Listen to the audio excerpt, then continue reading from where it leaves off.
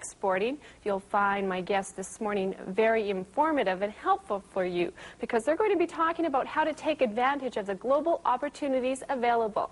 My guests are Bruce Wilson, who is the president of Wilson International Trade and Consultants, and Audrey Albright, who is the trade director of the new Exporter Development Program. And welcome to the show and to Lethbridge. Thank you very much. I'll start with yourself, Bruce. I'm just wondering, most people realize it's very competitive out there these days, and is that the main reason to look at the export market? Yes, actually we're here. We've been putting on a series of export seminars all throughout the province. We're doing it with the Alberta government and also the federal government. Yesterday was the first one. From here we go up to Calgary and then Red Deer, Grand Prairie, and then back into the Edmonton area over a period of 9 days. And yesterday we had about 25 different companies from the area there. Of those 25, probably about, I guess, 14 or 15 are currently exporting, and we have another 7 or 8 who are very interested. You see, the big problem that we're facing is the challenge of the 1990s. As you probably know, right now, we're losing 1,000 jobs a day all throughout Canada. And people are saying that unless we start getting global, that the whole Canada will be the same as Newfoundland is today by the year 2000. So that's very frightening. So we have to find other markets. We just have to do it. We're forced to do it.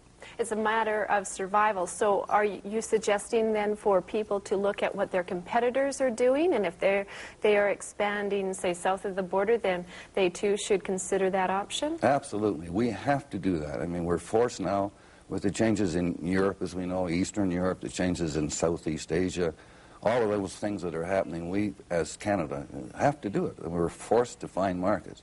And basically, it isn't overly difficult. The federal government have things to help people. The Alberta government does, private people like us.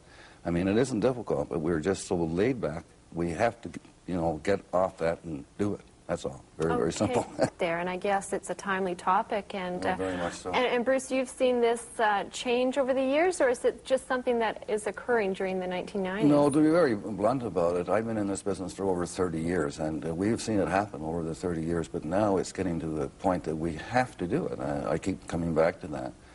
Audrey, what she mentioned about the first-time exporter is right, and there's no question about that.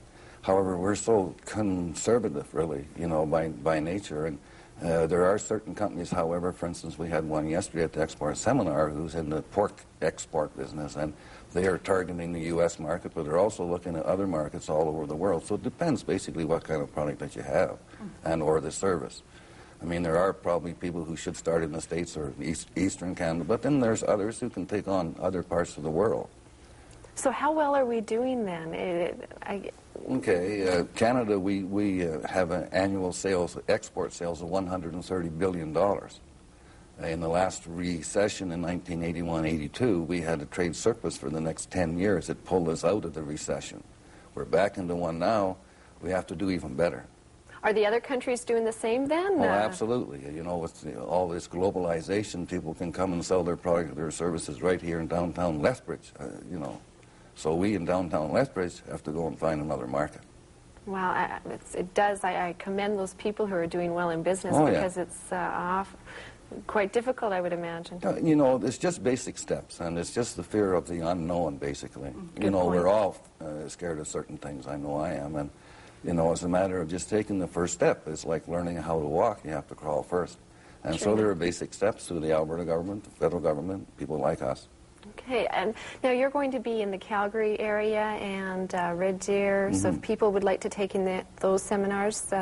They're certainly welcome to give our offices in Calgary and Red Deer a call, and we'd be more than happy to register them. Hopefully you'll have to come back, a demand for this sort of thing.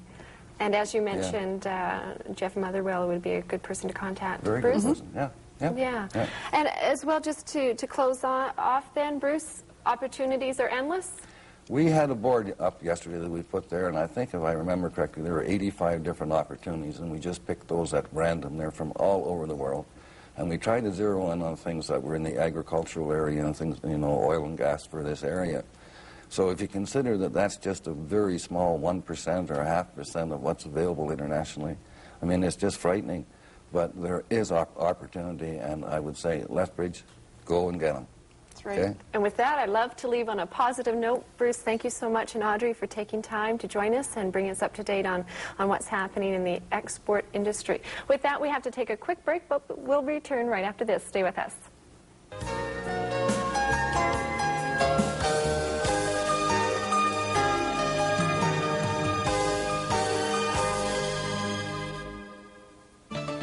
There are plenty of good global trading opportunities out there these days, particularly down in Mexico. But to be successful, you've got to do your homework. At least that's a message coming out of a recent trade opportunities seminar in Edmonton. Our financial consultant, Marty Larson, attended that seminar and spoke with a couple of the key players. Senior, but it takes time. Bruce, you're involved with many Canadian companies doing business overseas. Where are the best prospects right now? Well, right now, Marty, it's a very big world out there, as you know. And where we're busy in our own practices in places like Kazakhstan, some of the old Soviet Union areas, CIS, all the CIS countries. And we're very active there, particularly because a lot of our client companies are in the oil and gas sector. And recently, the Kazakhstan government have entered into very huge oil concessional deals with people like Chevron, Adjip, and so on. So we're very busy there. We're also very busy in the long term in places like Southeast Asia, South America, Middle East, and we're all over the world. I think, you know, we have our own network of agents covering 125 countries, so it's a pretty big world. Are the former Soviet bloc countries the best prospects right now? Well, maybe. If you're in the oil and gas sector, certainly. But it's a long-term thing. We're not talking about the former Soviet Union, but Russia is one of those.